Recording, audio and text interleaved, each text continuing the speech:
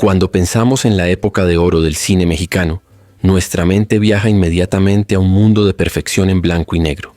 Imaginamos a Pedro Infante impecable en su traje de piloto, a las divas con vestidos de seda y a los galanes con el bigote perfectamente recortado.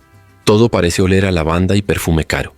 Pero ¿qué pasaría si te dijera que la realidad olfativa de esos sets era en ocasiones una pesadilla? Bienvenidos nuevamente a Época de Oro. Hoy vamos a romper la cuarta pared para hablar de lo que las cámaras no podían captar: el olor. Debemos entender el contexto. Estamos en los años 40 y 50. Los estudios Churubusco y Tepeyac eran enormes hornos de concreto. No existía el aire acondicionado, y las luces de arco voltaico que se usaban para iluminar generaban un calor infernal, superior a los 40 grados centígrados. A esto súmales trajes de charro de lana gruesa que no se lavaban durante todo el rodaje para no perder la continuidad, el humo constante de cigarrillos sin filtro y jornadas de trabajo de 14 horas. Bajo estas condiciones, incluso los ídolos más grandes terminaban perdiendo la guerra contra la transpiración y los olores corporales.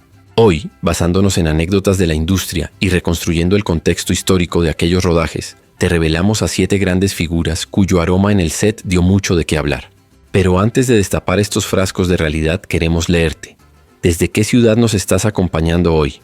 ¿Nos ves desde la calurosa Mérida, desde el norte en Monterrey, o quizás desde Los Ángeles o Bogotá? Déjalo en los comentarios porque nos encanta saber hasta dónde llega el amor por nuestro cine presencial, aunque hoy el tema sea un poco fuerte. Comenzamos.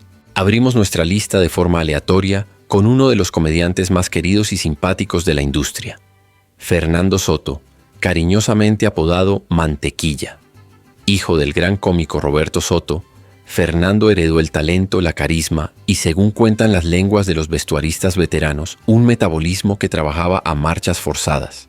Mantequilla no recibió su apodo por casualidad.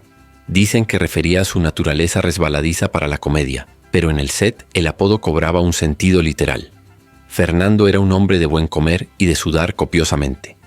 Las anécdotas de producción sugieren que Soto tenía una debilidad fatal por la gastronomía callejera mexicana.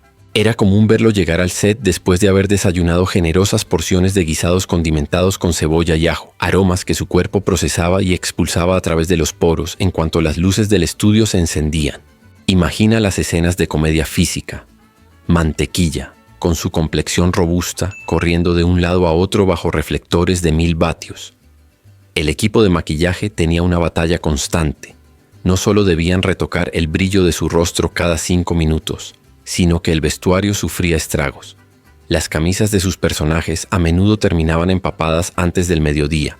Se dice que en la película Los Tres Huastecos, donde compartió créditos con Pedro Infante, había un contraste notorio. Mientras Infante mantenía cierta frescura, Soto parecía derretirse en escena. Sin embargo, su carácter afable hacía que todo se perdonara. Fernando solía bromear sobre su propia condición, diciendo que el talento pesa y suda. Sus compañeros aprendieron a colocar ventiladores estratégicos cerca de él entre tomas. A pesar del aroma a cocina y sudor que a veces lo acompañaba, su simpatía era el mejor desodorante social. Nadie podía enojarse con Mantequilla, el hombre que le ponía sabor y olor al caldo del cine nacional. El caso de Pedro Armendáriz es distinto, complejo y un tanto trágico, pues su aroma no se debía a falta de higiene, sino a demonios internos y exigencias externas. Armendáriz, el hombre de los ojos de fuego, la figura más internacional de nuestro cine y el favorito de directores como Emilio "El Indio" Fernández, cargaba con una presencia imponente que a veces resultaba olfativamente abrumadora. Primero estaba el factor del alcohol.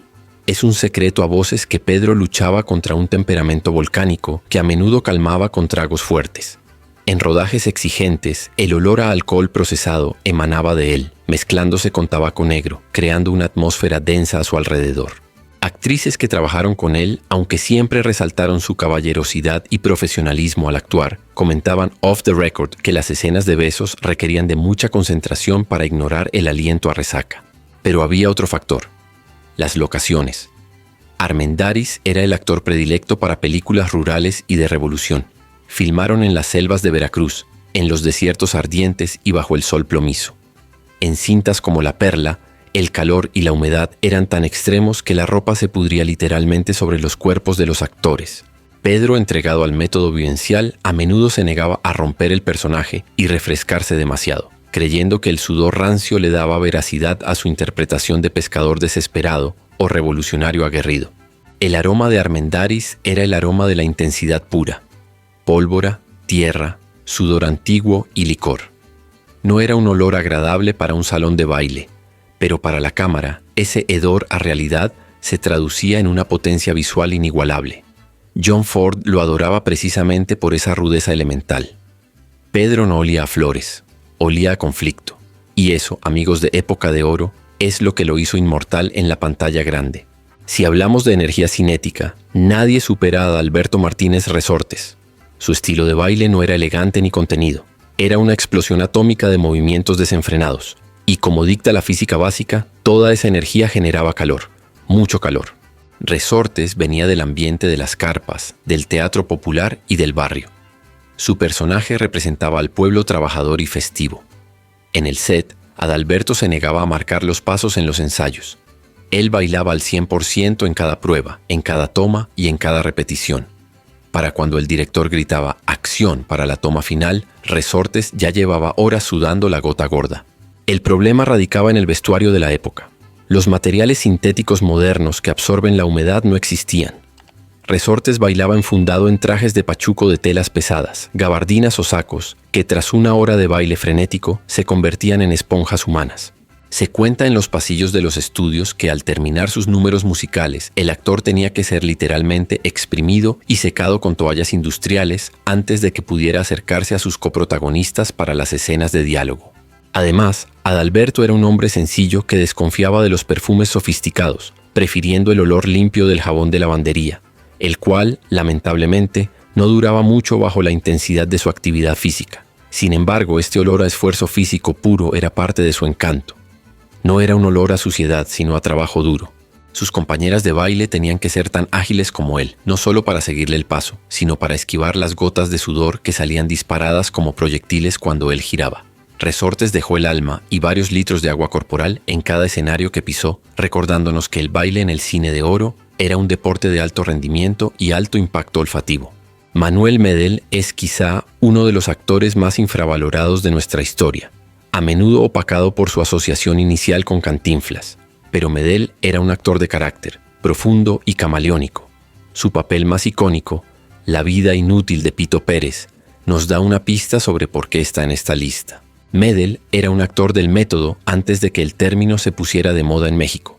Para interpretar al vagabundo filósofo Pito Pérez, Medel se sumergía tanto en el personaje que, según rumores del equipo técnico, adoptaba también sus hábitos higiénicos, o la falta de ellos. Se dice que para lograr esa apariencia de abandono y miseria, evitaba el baño días antes de las escenas clave y utilizaba ropa que había sido envejecida artificialmente con grasa y tierra real. Pero más allá del personaje, Medel era un fumador empedernido. En los años 30 y 40 el tabaco era omnipresente, pero Manuel llevaba esto al extremo. Su camerino era una nube perpetua de humo denso. Su ropa, su cabello y su piel estaban impregnados de un olor a nicotina rancia que, mezclado con los químicos fuertes del maquillaje teatral que solía usar, recordemos que venía del teatro de revista, creaba un aroma penetrante y químico. Quienes trabajaron con él describen un olor antiguo, una mezcla de armario cerrado, tabaco, polvo de arroz y naftalina. No era un hedor agresivo como el del sudor fresco, sino un aroma persistente que se quedaba en la nariz mucho después de que él se hubiera ido. Medel era la encarnación del teatro viejo. Olía a escenario, a camerino sin ventilación y a vestuario reciclado. Un olor que habla de la historia y el polvo de las tablas, pero que seguramente no era el más fresco para tener cerca en un set de filmación cerrado y caluroso. El famosísimo Gallo Giro. Luis Aguilar representaba el ideal del charro mexicano. Valiente, cantor y siempre bien peinado. Pero detrás de esa imagen de galán de revista existía una realidad muy animal. Luis Aguilar no solo actuaba como charro, vivía como tal. Su pasión por los caballos era genuina y obsesiva. A diferencia de otros actores que solo se subían al caballo cuando la cámara rodaba, Luis pasaba horas en los establos. Le gustaba revisar a los animales, ensillar él mismo y montar antes de comenzar las grabaciones para calentar al caballo. Esto traía una consecuencia inevitable. Luis Aguilar llegaba al set oliendo a establo.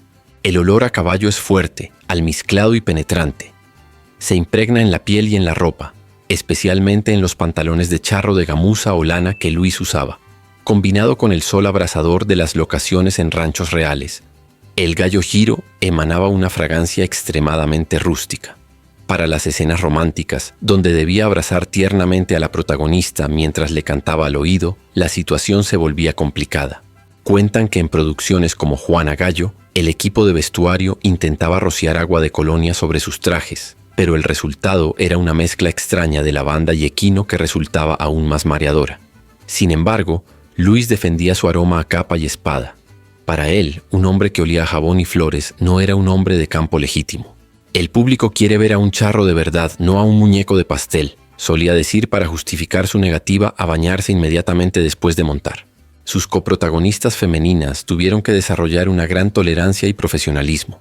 Afortunadamente, su sonrisa cautivadora y su voz potente lograban que, al menos en la pantalla, el público solo percibiera su innegable carisma y olvidara que probablemente el set olía a rodeo cada vez que él entraba en escena. Joaquín Pardavé no era solo un actor, era un genio total. Director, compositor y guionista.